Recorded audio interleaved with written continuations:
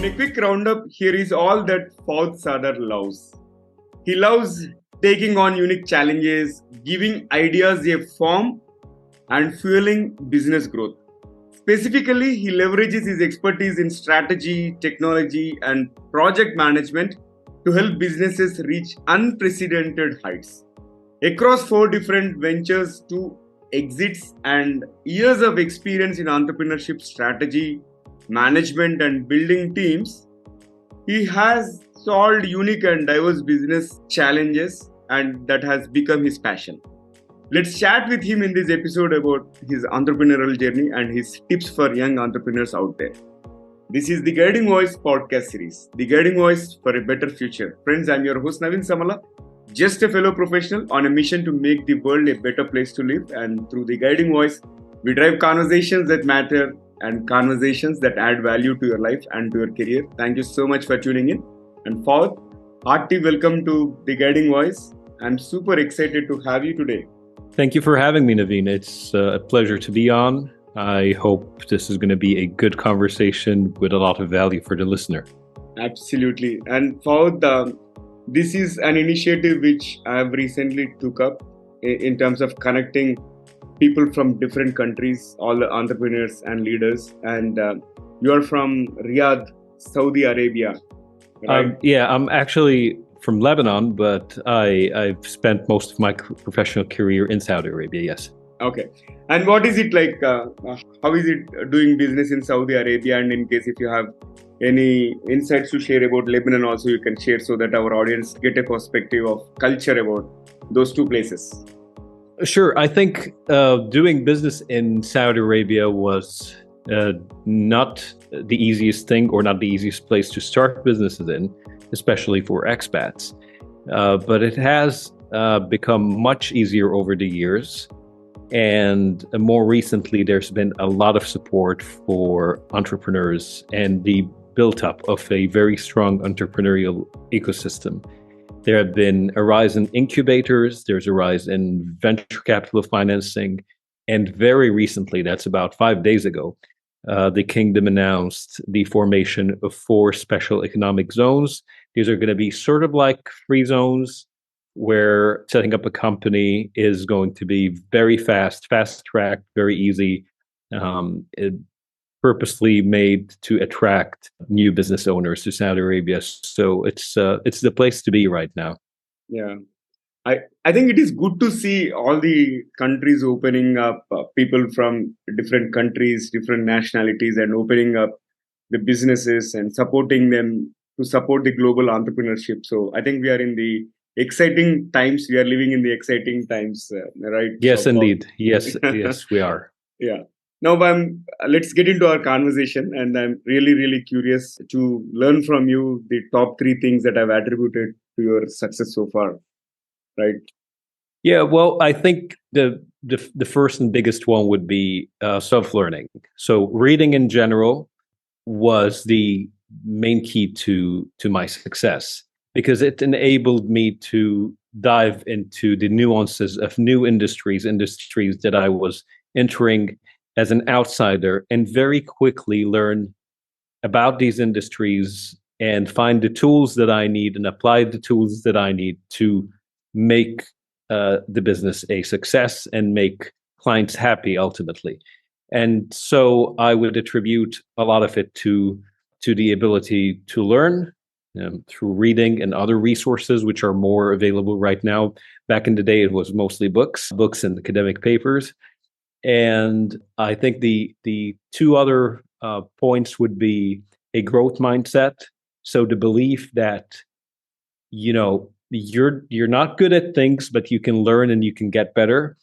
And, that you're always going to be a beginner when you enter into something new. And so that also fueled my success because I was not afraid of being a newcomer who did not know much. I was not afraid of asking questions. Yeah. I was not afraid of being the person who knew the least in the room. And when you have the courage to and the humility to admit that you don't know a lot, then you'll be open to learning. The third point would be a bias to action. you could have great ideas, you could have a lot of good knowledge, but if you don't take a step forward and do something with that knowledge, even if these were smaller steps initially, you won't achieve much. So I wasn't afraid to take a jump and move forward into, somehow into the unknown. Great points, and especially the growth mindset aspect. Like many times we get into a room wherein rest all kind of less knowledgeable to us, but it is said that you should be the person who knows very little or less. That's how we grow. I think that is a Yes. profound statement that you made. And let's talk about your lessons learned as an entrepreneur, some of the toughest obstacles that you come across which you did not anticipate before embarking on your startup journey, and how did you overcome them? Sure, sure. Well, I think the biggest lesson that came to me a little bit as a shock because of my, naivete, perhaps because I was young, was that money changes people. It attracts an opportunistic crowd and it magnifies the worst in people, unfortunately, And so it very quickly creates conflict, especially between partners. And so, my first business ventures were not structured in a way that anticipated such trouble coming down the road. So, no decent shareholder agreement, no vesting agreements, and all that. And these are, very rookie-ish kind of mistakes. But if they could become quite expensive down the run, down the road.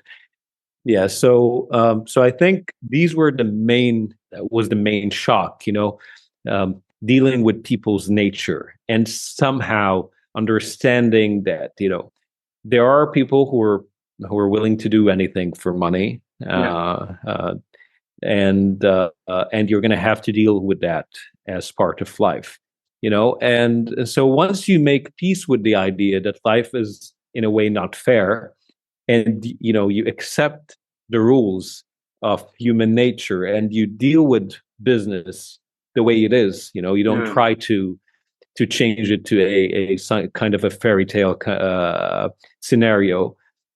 You become tougher and you learn to deal with these things as they come. So overcoming these challenges just took time. It took self-work, that was the main thing. It happens especially when there are 2 or 3 startup founders and getting into a venture together, but not the moment we start seeing money, I think people change colors. I think that's a very important point which you have highlighted. Now let's move ahead, Fouad. And can you discuss? Yeah, and I'll add to that. I'll add one thing to that.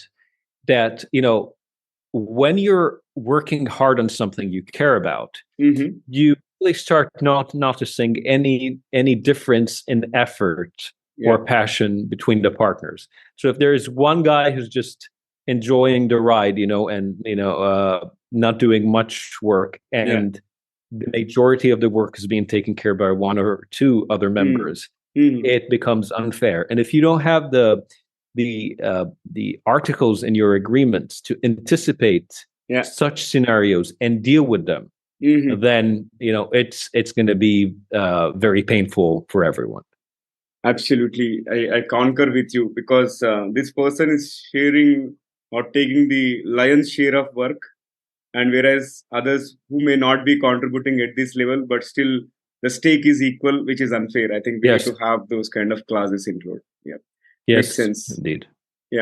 Now, can you also discuss the current economic landscape and how it presents unique opportunities for entrepreneurs? Yeah, well, I think we're at the time of recording this, it looks like we're going into a recession. Okay, and it's been anticipated for quite some time. A lot of countries are tightening their belts. There's a big shuffle.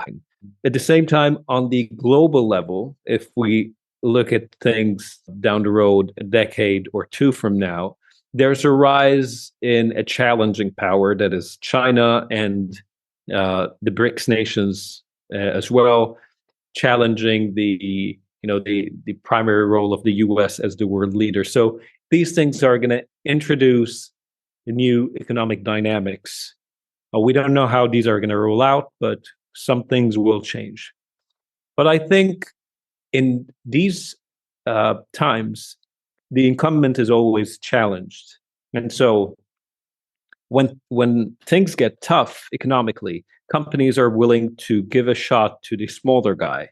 They're willing to go for the new startup that, let's say, is more cost effective or provides a solution that could optimize their operations. They're more open minded. They're more willing to do things differently.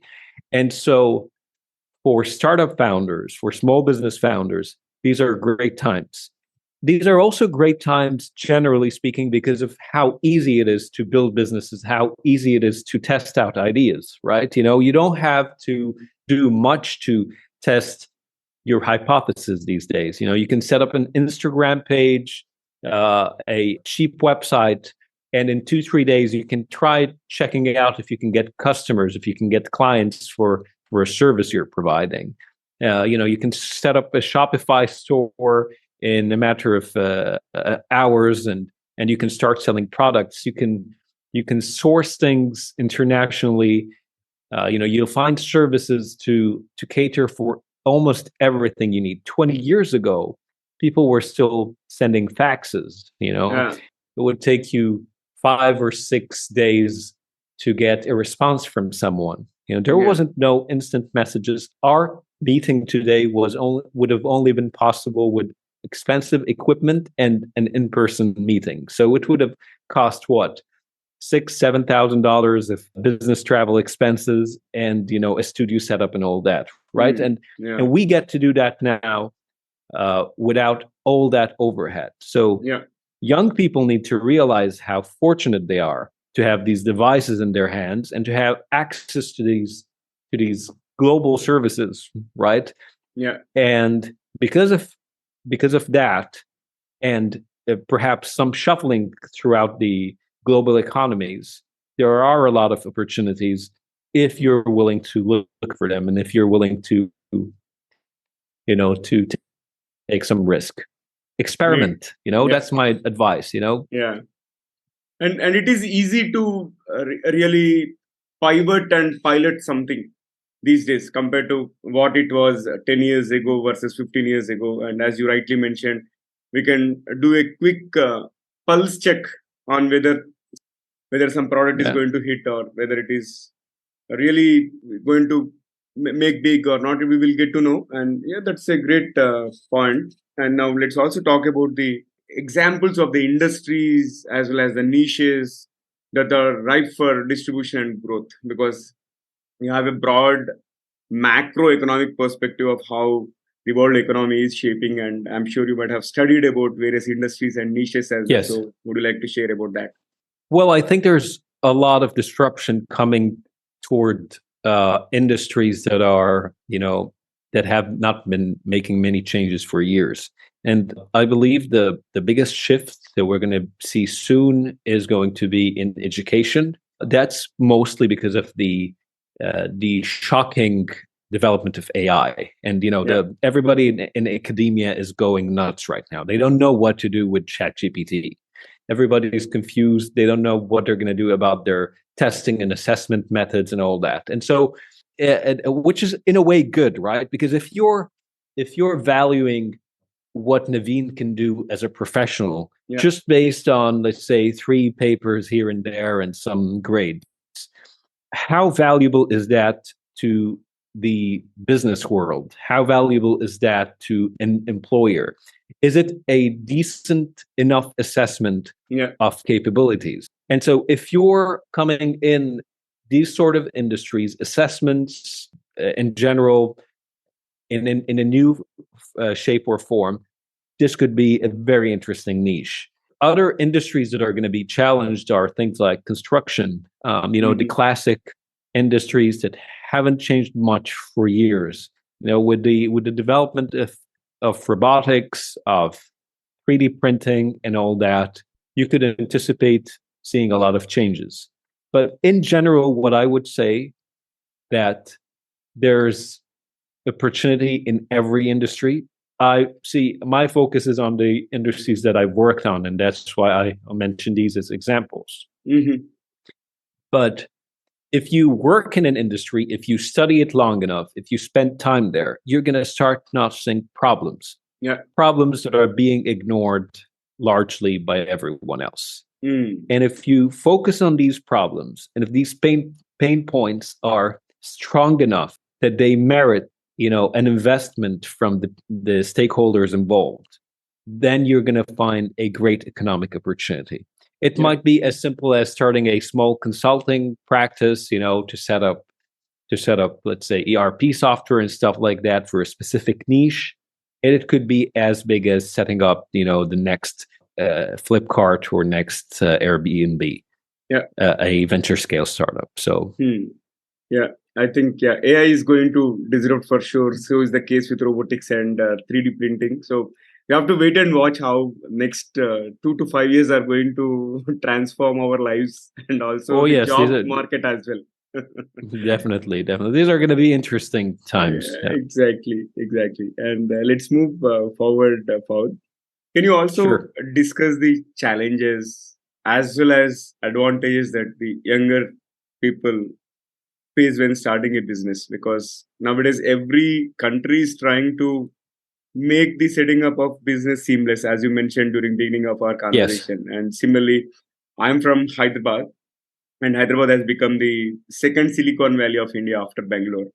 And likewise, even tier 3, 4 cities in India are also competing to attract a lot of talent and also attract investors, right? And they're trying to make the ease of doing business much easier. Yes. Right. So so this is some interesting times. So what are the advantages as well as what are some of the challenges that the younger people will face?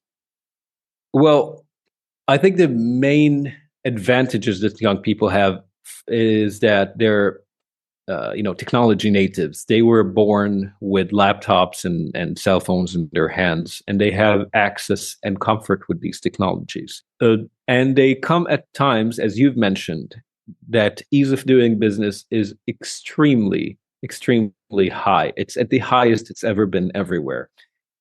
You can set up a company in India in a matter of days, as I've heard right now. Yeah.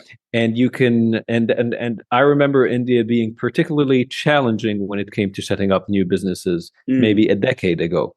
Yeah. So a lot of paperwork, a lot of places to go through, a lot of departments and all that. And that has been, sorted. Yeah. And when it comes to even setting up an international company, let's say you want to set up a company in the US for some reason, you could do that online in a day right now, using services like First Base or Stripe Atlas, and they can take care of everything for you, from setting up the company to your address to taxation and all that. And so these are really options that most, even large corporations, didn't have 20 years ago. They needed to deal with, law firms, and they needed to spend a lot of money to do stuff like that. And then you have the more important part, even than setting up a business, in my opinion, is distribution. Your reach, your ability to reach people is unprecedented. You could sell your product or your service from Hyderabad to Australia, Sydney, San Francisco, America, Dubai, Riyadh, anywhere in the world, with very little effort, using your usual social media channels, ads, even services like podcasts and whatnot, right? Yeah. And so you have access, as young people now, you have access to the market of the whole world. The whole globe is your market. And if you're smart enough and patient enough and willing to experiment, you could access these markets. Now, in terms of challenges, there are always going to be challenges, no matter what you do. And perhaps the biggest challenge I perceive of this day is the ease of wasting time. There are so many things in front of you, and on these devices that we've mentioned, and on other ways as well, right? You have your phone in your hand, you have people who are into gaming, PS4, PS5, and all that. And it's super easy, to binge on 5, 6 episodes of Netflix and browse TikTok for 3 hours and all that. Yeah. And everything is fine in moderation. I'm not suggesting radically removing everything from your phone and dumping the whole routine, but building a business is hard work, and you have limited time and limited energy. If you want to build something, you're not going to be able to spend, 6 hours or even more wasting time over a phone. If you want to, even if you're in college, and if, let's say, you're taking a computer science track or engineering track, if you truly want to build out a strong portfolio and come out of college ready for a job, you need to spend time building apps, writing code, exploring concepts, reading books, and all that. You won't be able to do that at the level necessary to compete if you're wasting all that time. So I think that's the biggest challenge anybody will meet. And if our listeners are wondering about solutions for that, I would recommend reading Deep Work by Cal Newport. It's a book that dives deeply into that. Even watching a YouTube or TED Talk about it would be fine. I think he has a few videos on that. So. Yeah, I think Deep Work. I've read the abstract of it. It is so compelling and it has some actionable insights. And as you rightly mentioned, we are in the digital era, and people are surrounded by too many devices, and every device is so attractive. It raises that dopamine factor, and the moment you get into Yes. it, we open that with the intent of checking something, but we easily get distracted, right? And then spend enormous amount of time, and unknowingly we waste a lot of time. Yeah, I think that's a challenging situation for sure. Let's assume somebody is. Go ahead. Yeah. Sorry, I'd like to add one thing. What most young Absolutely. people don't know, that these companies in Silicon Valley, like Instagram, when it was, still Instagram, not Facebook, and then Facebook and, YouTube team at Google and all that, they've hired some of the best minds, some of the best PhDs in the world in human behavior, in neuroscience, in psychology, to figure out how to make you spend more time on their apps, And so if that's what they're doing, you need to think twice about using these apps. Absolutely. And on that note, I would like to recommend one book I think I've mentioned in one of the previous episodes also.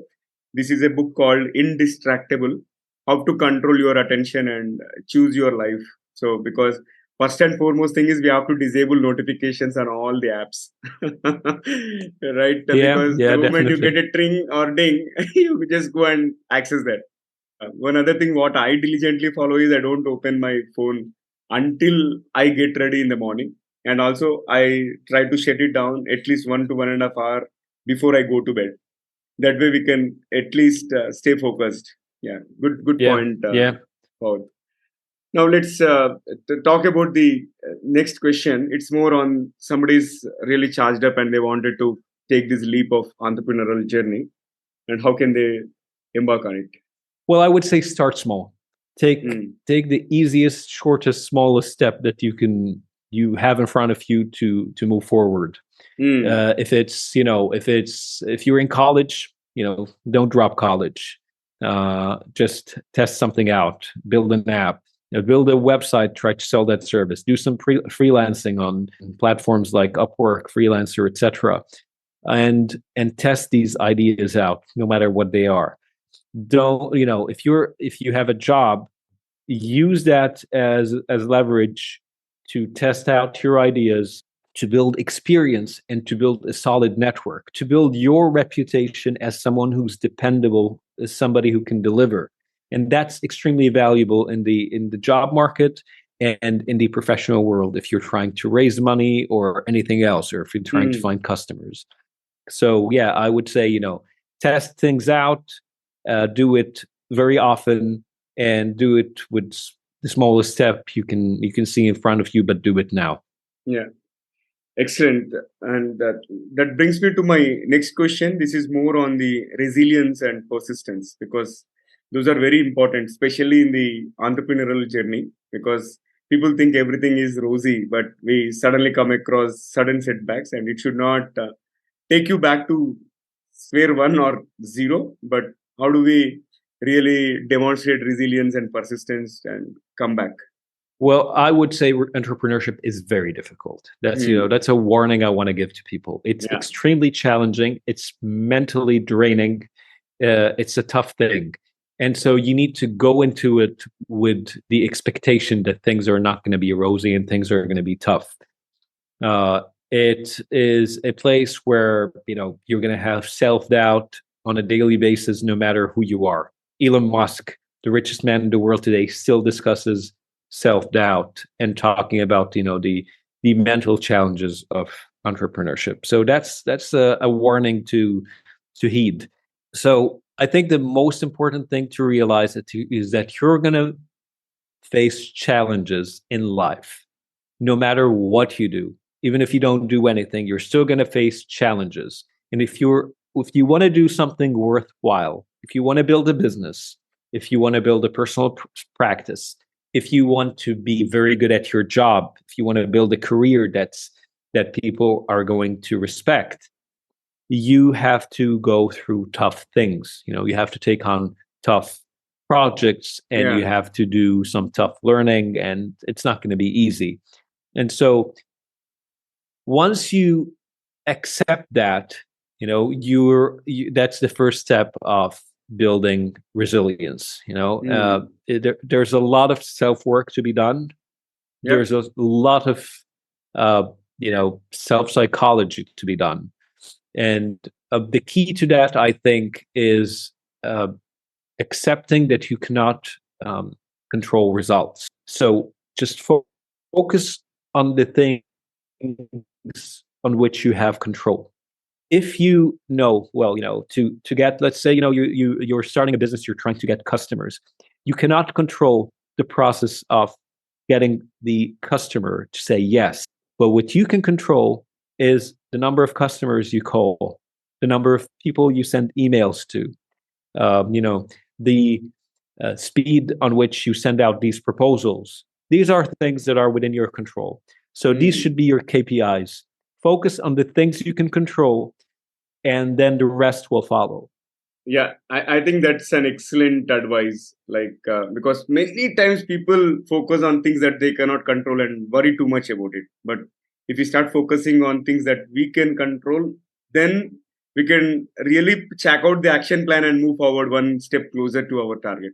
Absolutely Definitely. great. Definitely. Yeah. One thing I'd add is this, let's say you're a young guy or a young girl who just got out of college, and you're trying to find a job. Mm. The thing I always hear is that nobody's hiring me. I sent so many CVs and nobody's responding. Well, really, how many applications did you make? Yeah. Was it 5 or 500? If you just do 5 a day, right, over 100 days, these are Yeah. 500 applications. If you do Yeah. them diligently, and if Mm. you're improving every time, and you're writing decent cover letters and learning Mm. about these companies, and sending out the best you can do, there's very little chance that you're not going to get a job. Yeah. Yeah. Perfect. This is great. Oh, this is such an enlightening and enchanting conversation.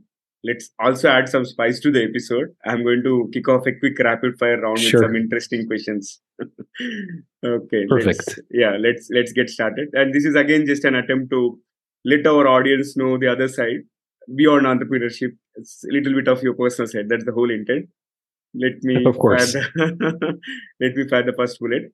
Paul, if you could have one gigantic billboard anywhere with anything on it, what would it say? Would say, be not afraid. Be not afraid. And with your picture on it?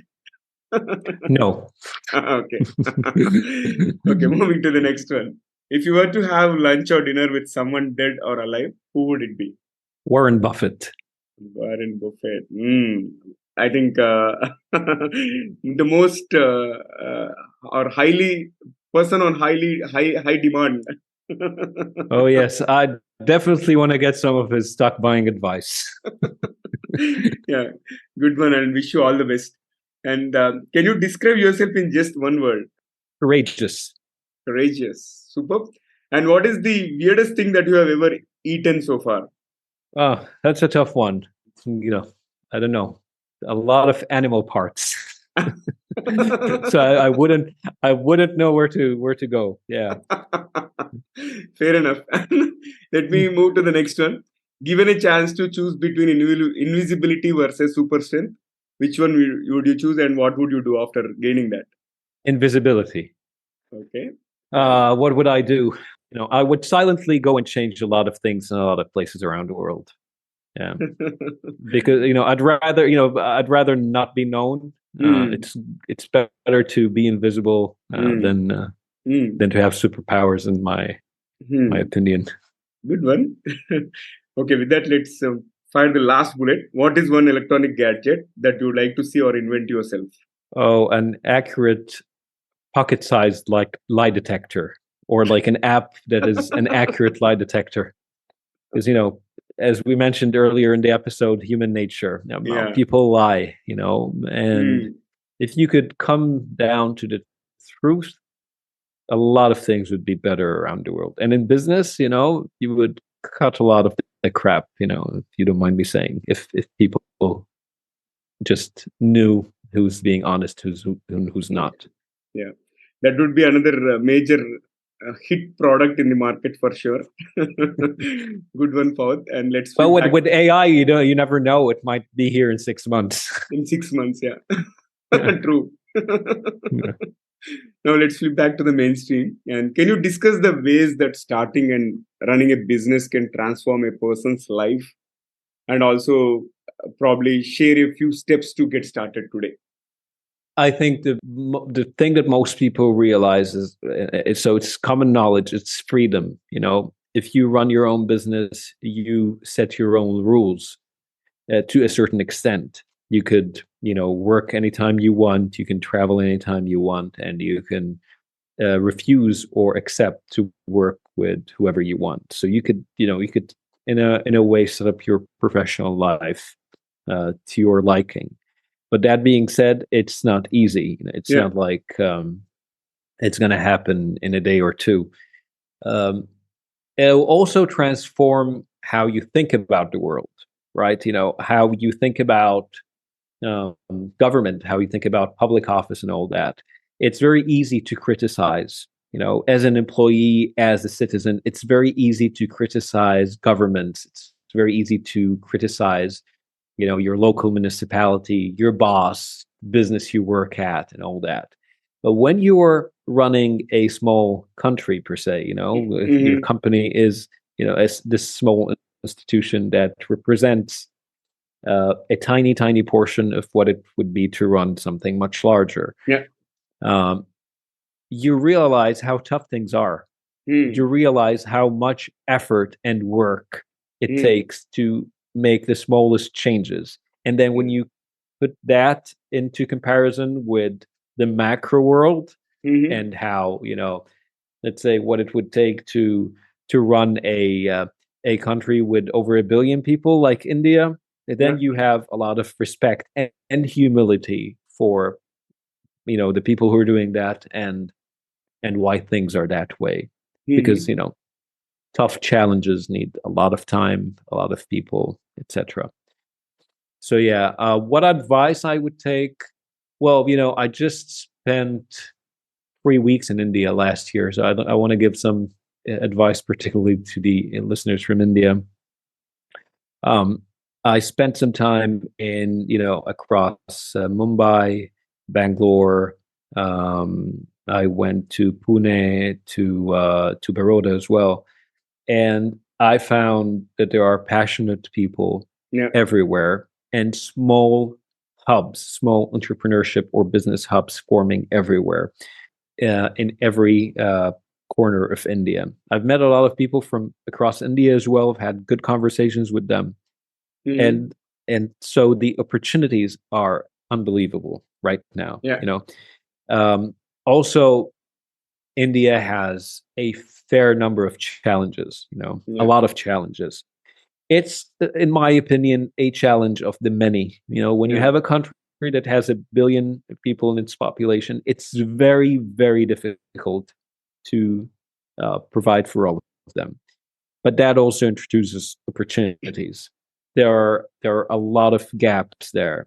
There's a lot to be done. And there's a thriving supporting ecosystem in India, across India, in all states. Yeah. And so my advice would be to start small, start local, and forget about being creative. Sometimes it's okay looking at what's happening in other places around the world and trying to adapt that solution to your own local problems.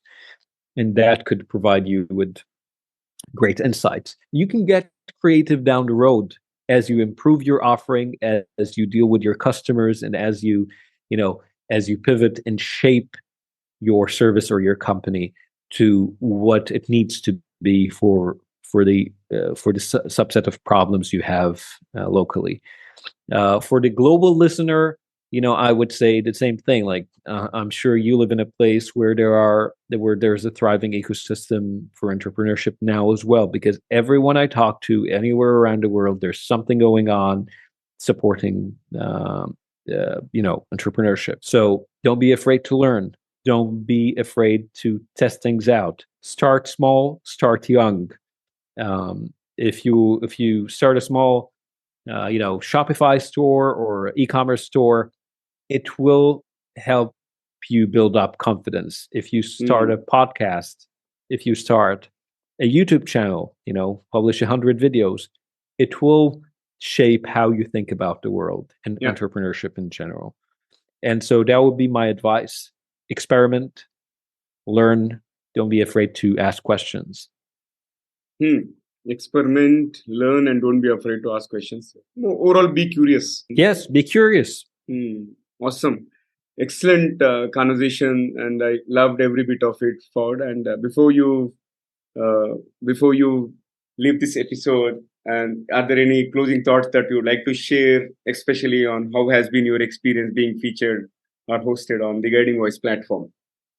Well, it's a real honor to be here. I'm very happy to have the chance to share some of my experience and insights with your listeners. I hope this brings value and encouragement to the people who are just waiting to take the next step, whether it's in their career or in their next business venture. Absolutely. I think these are all actionable and very powerful insights. And thank you once again, Fouad, for joining me today. And I thank you for having me. Sincerely appreciate your time as well as all the wonderful insights. And I appreciate your time as well. Thank you. So that was our episode with Fouad SADER. And friends, before we move into the trivia section, here is a request to you. Please subscribe to us in case if you haven't done already. If you are listening to this episode on Spotify or Apple Podcast, request you to follow, and if possible, leave us a rating or review so that it will help us reach wider audience. Also, if you have loved the conversation and found it useful, please share with at least 3 of your friends or colleagues who can benefit from the Guiding Voice. Thank you so much in advance. Now, let's cruise into the trivia segment. So today we had wonderful conversation with Fouad on entrepreneurship, do's and don'ts, advantages, and how the entire ecosystem, how the economic landscape is looking like. I thought I would present about 2 top business leaders. So one is Mr. Richard Branson, who is the owner of Virgin Group, and he has a net worth of $5.1 billion. In fact, he dropped out of school when he was 16 due to severe dyslexia. And at 22, he launched Virgin Records with a recording studio. At 32, he entered the airline industry, and today he owns shares in over 500 companies. Next is the most popular Mark Zuckerberg, founder of Facebook, who has a net worth of $73.4 billion as per the time of recording. And he created his first program, ZuckNet, at the age 12 to help his dad at his dental office. And during his time at Harvard, he built CourseMatch and he invented FaceMash, and the Facebook was renamed later to Facebook. So these are two inspiring entrepreneurs, and likewise, you might have come across many other entrepreneurs, especially the not so famous entrepreneurs. In case if you have come across any not so famous entrepreneurs, please share about their success story in the form of comments if you are watching it on YouTube, or if you have found this episode on social media, please feel free to comment there. That's all for today. Thank you so much for joining me. And folks, do not forget to share your topic recommendations and the speaker suggestions through social media or email me at theguidingvoiceforyou@gmail.com. I'm your host, Navin Samala, just a fellow professional and a passionate learner on a mission to make the world a better place to live through conversations that matter and conversations that add value to your life and to your career. Until next time, bye bye. Signing off for now. See you all in the next episode with another wonderful guest.